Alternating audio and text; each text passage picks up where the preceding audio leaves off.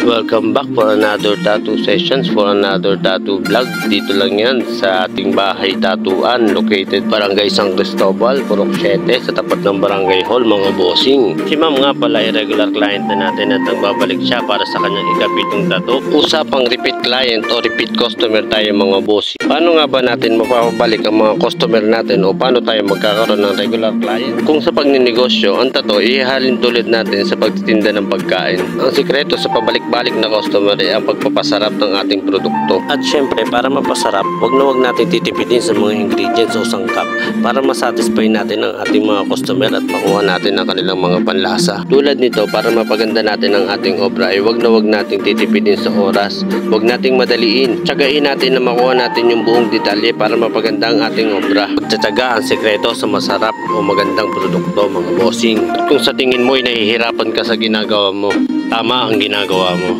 Dahil ang pagtsatsaga ay may magandang patutunguhan. Ang buhay ay walang humpay na pag-aaral at bawat obra na gagawin mo ay meron kang matututunan. Alam kong malayo pa ang ating lalakbayin pero di ko natanaw kung saan tayo nag-umpisa. At habang naglalakbay tayo patungo sa pangarap natin ay wag mong kalilimutan. Paa sa lupa at mata sa langit. Sabay-sabay natin tuparin ang mga pangarap natin. Hanggang sa muli, Awer!